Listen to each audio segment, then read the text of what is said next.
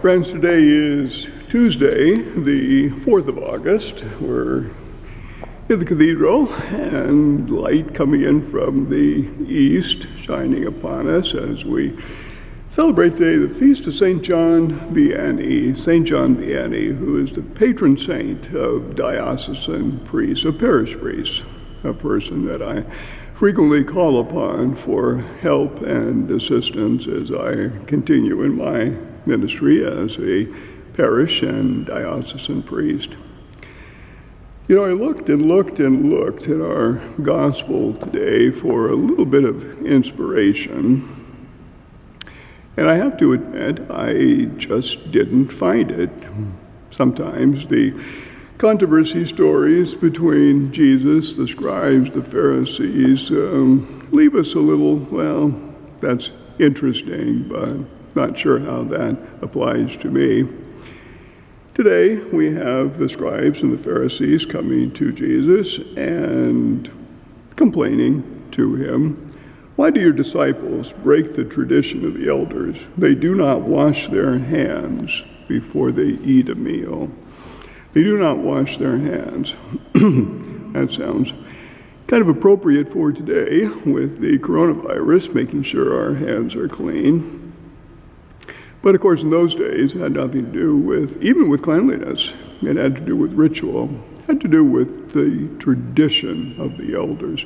That was not even in the law itself. A tradition is something different from something in the Torah, and thus it didn't have the same weight. And why Jesus and the disciples did not wash their hands, who knows? But Matthew, of course, is writing to mostly a Jewish audience, and these things would have been very important. How particular should we be on externals rather than internal, a change of heart? The other complaint they have is about what goes in the mouth. There were many dietary restrictions that the Jews had.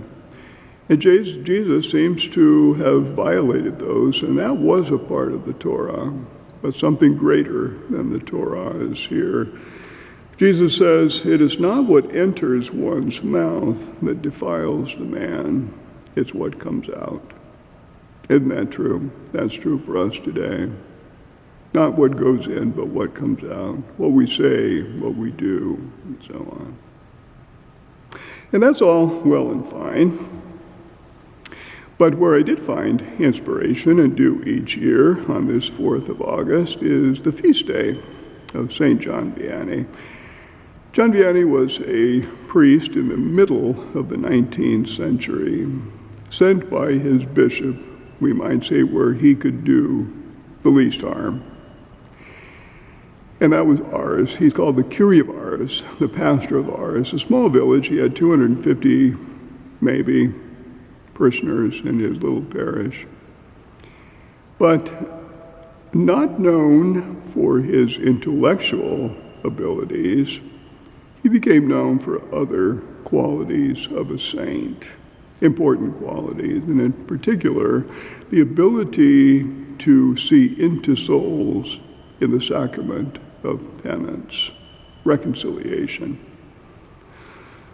And he spent many hours in the confessional.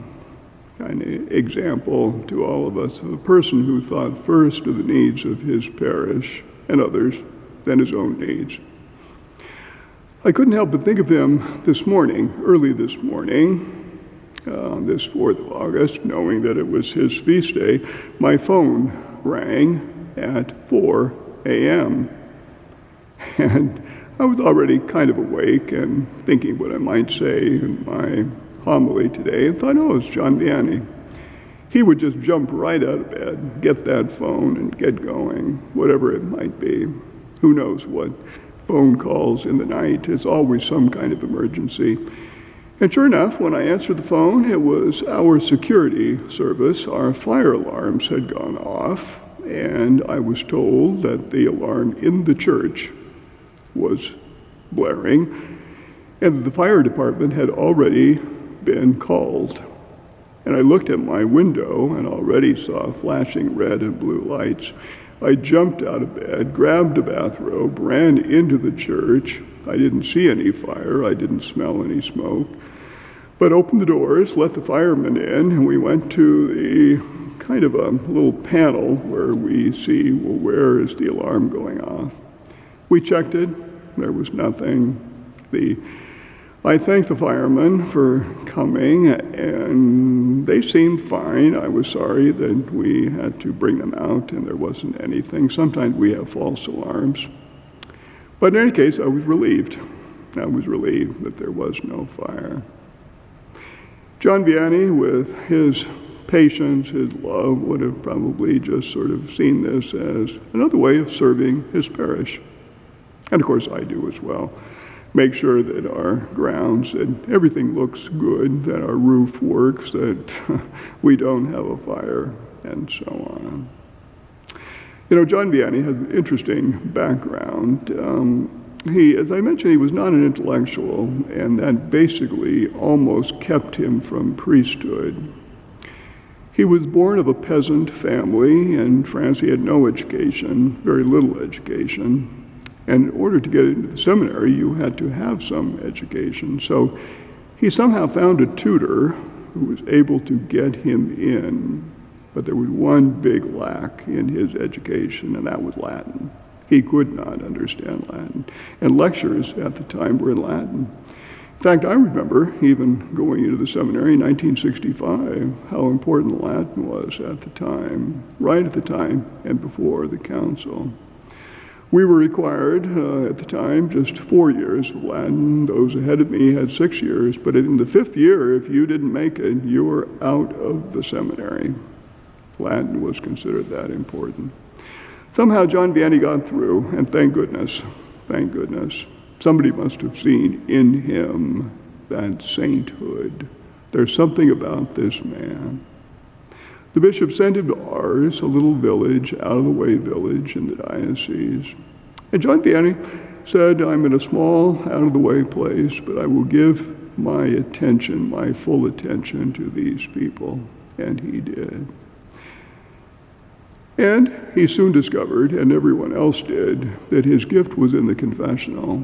He could see into souls. If you went to confession to John Vianney, you better be sure you're being honest and telling everything.